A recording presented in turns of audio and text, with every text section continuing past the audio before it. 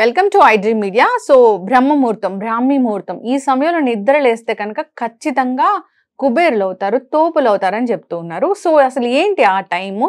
So ఆ టైంలో నిద్ర లేచి మనం చేయవలసిన విధి విధానాలు ఏంటి, ఆరోగ్యపరంగా మనం తీసుకోవాల్సిన జాగ్రత్తలు ఏంటి, ఈ టైంలో మనం నిద్ర లేస్తే మనకి ఎటువంటి అనారోగ్య సమస్యలు తొలగిపోతాయి, వివరాలు తెలుసుకుందాం. మనతో పాటు ఉన్నారు ప్రముఖ vegetable therapist and sun spiritual society founder Vikramaditya Guruji గారు. గురూజీ నమస్తే అండి. సూర్యోస్మితల్లి.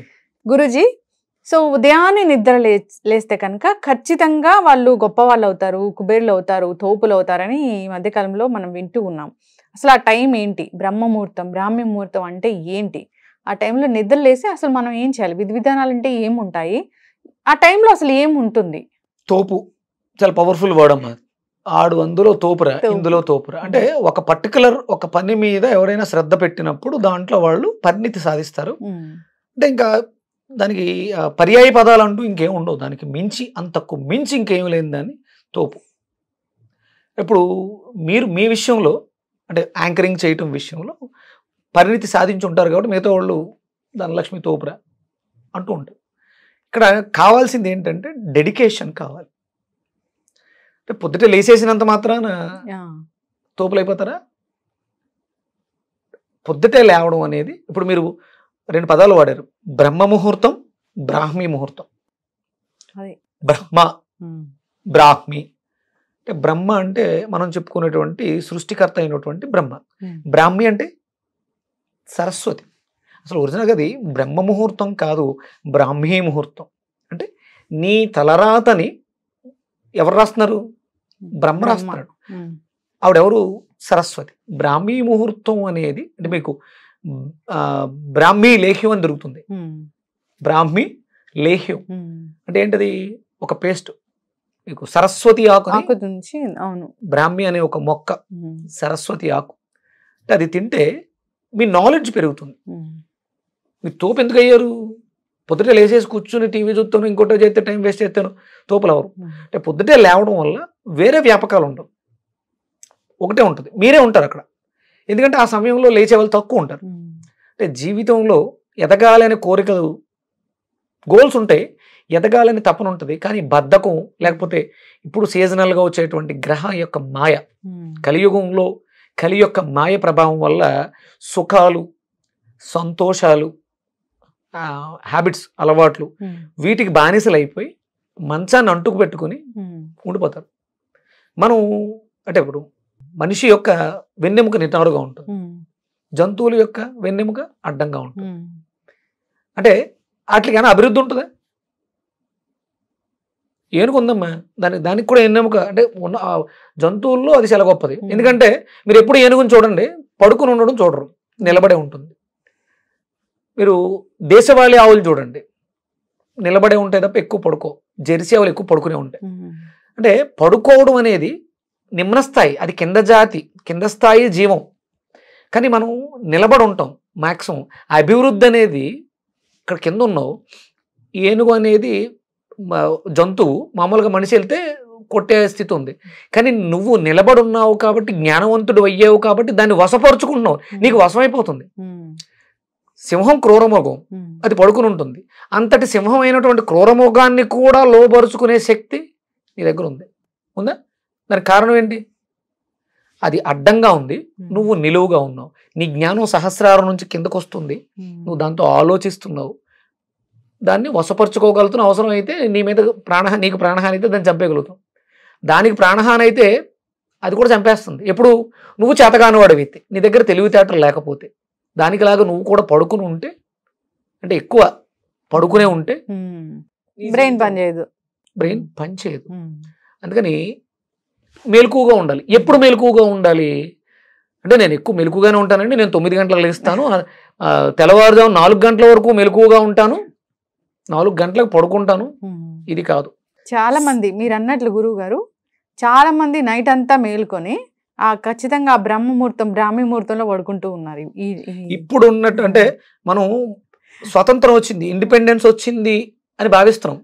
ఇండిపెండెన్స్ రాకముందు భారతదేశం చాలా బాగుండేది. అంటే ఆధిపత్యంతో కాదు, ఈ బ్రిటిషర్స్ రాకముందు భారతదేశం చాలా గొప్పగా ఉండేది. మనకి వేరే ఏమీ తెలియదు. ఎప్పుడైతే డెవలప్మెంట్ మొదలైందో, అంటే వీళ్ళు వచ్చారు, డెవలప్మెంట్ పెరిగింది, అది బానిసత్వం వచ్చింది, మనకు తెలిసింది. కొంతమంది తిరుగుబాటు చేసి వాళ్ళని పంపించేసాం, వాళ్ళు వెళ్ళిపోయారు. కానీ ఇప్పటికీ ఇంకా వాళ్ళ చెప్పు చేతల్లో ఎవరు పనిచేస్తున్నారు? మనం సాఫ్ట్వేర్లో పనిచేసేవాళ్ళు. కంపెనీలు అక్కడ ఉన్నాయి, వాడు అక్కడ శుభ్రంగా పెట్టి పడుకుంటాడు, ఇక్కడ డే టైంలో నిద్రపోతూ ఉంటాం. ఎందుకంటే వాళ్ళు అక్కడ నిద్రపోతున్నారు కాబట్టి. వాడు మెలకుగా ఉన్నప్పుడు మనం పడుకునే సమయం, కానీ మనం మెలకు నుండి పని చేయాలి. అంటే ఇంకా ఆధిపత్యం, వాడు డబ్బులు ఇస్తున్నాడు కాబట్టి వాడి మీద ఆధారపడి మన జీవితాన్ని తాకట్టు పెట్టా. ఇంకా మనకి స్వతంత్రం రాలేదు ఇక్కడ. అంటే అదే, ఎప్పుడైతే మన శరీరం బయోమెట్రిక్ క్లాక్ ఉంది, దానికి ఒక సిస్టమ్ ఉంది, ఇన్ని గంటల నుంచి ఇన్ని గంటల వరకు ఈ పనులు జరుగుతూ ఉండాలి. ఎందుకంటే మనం భారతదేశ నైసర్గిక స్వరూపంలో ఉన్నాం, ఇక్కడ సిస్టమ్ ఇలాగే ఉంటుంది. మీరు ఇక్కడ సిస్టమ్ని మళ్ళీ మీరు అమెరికా వెళ్ళారనుకోండి, వెస్ట్రన్ కంట్రీస్ వెళ్ళినప్పుడు ఇలా ప్రవర్తిస్తానంటే కుదరదు. అక్కడ ప్రాంతానికి తగ్గట్టుగా అడ్జస్ట్ చేసుకుని బ్రతుకుతున్నాం. అందుకని జీవితాలు మీరు గొప్పగా అక్కడికి వెళ్తే డబ్బు సంపాదించవచ్చేమో కానీ, ఐశ్వర్యవంతులు అవ్వచ్చేమో కానీ, భారతదేశం నుంచి వెళ్ళిన వాళ్ళు మాత్రం హ్యాపీగా ఉండలేరు.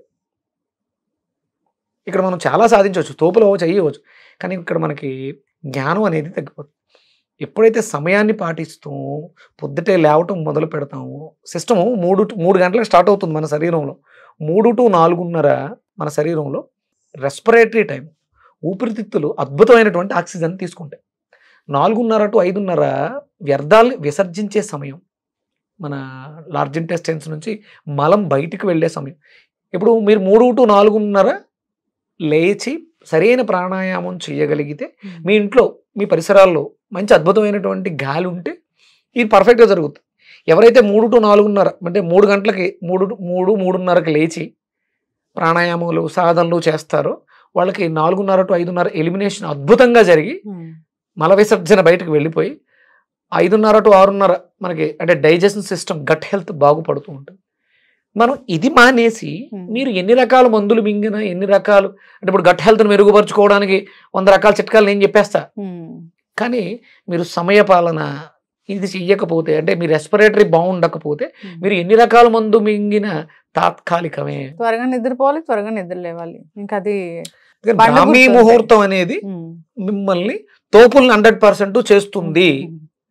మీ ఊపిరితిత్తులు తోపుగా తయారవుతాయి. మీ ఊపిరితిత్తులు బాగుంటే నెక్స్ట్ డైజెషన్ సిస్టమ్ బాగుంటుంది, డైజెషన్ సిస్టమ్ బాగుంటే కిడ్నీలు బాగుంటాయి, కిడ్నీ బాగుంటే లివర్ బాగుంటుంది, లివర్ బాగుంటే హార్ట్ బాగుంటుంది. ఇవన్నీ ఇంటర్లింక్.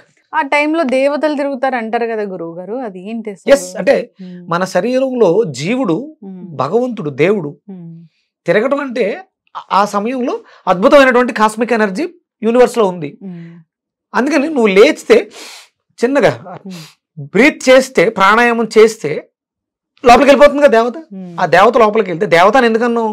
ఇప్పుడు విపరీతమైన దాహం వేస్తుందమ్మా, ఇంటి ముందుకు వెళ్ళి అమ్మ భిక్షాన్ దేహి అన్నాం, ఇచ్చింది. దేవతలా వచ్చి కాపాడామమ్మా అంటాం. ఆవిడ ఏమి ఇచ్చింది? మంచినీళ్ళు ఇచ్చింది. ఎక్కడ పడితే అక్కడ ఉన్నాయి, కానీ ప్రస్తుతానికి అక్కడ లేవు. అందుకని దేవతలు అంటే మనకి మంచిని ఇచ్చేవాళ్ళని దేవీ దేవతలు అంటాం. ఆ సమయంలో ఆ శక్తిని దేవతగా చెప్పింది. ఆ శక్తి ఎవరిది?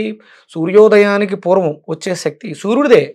అంటే ముందు ఆయనే ఉంది, తర్వాత కూడా ఆయనే ఉంటాడు. మళ్ళీ సూర్యోదయ సమయంలో కూడా అద్భుతమైనటువంటి శక్తిని ఇస్తాడు ఆయన.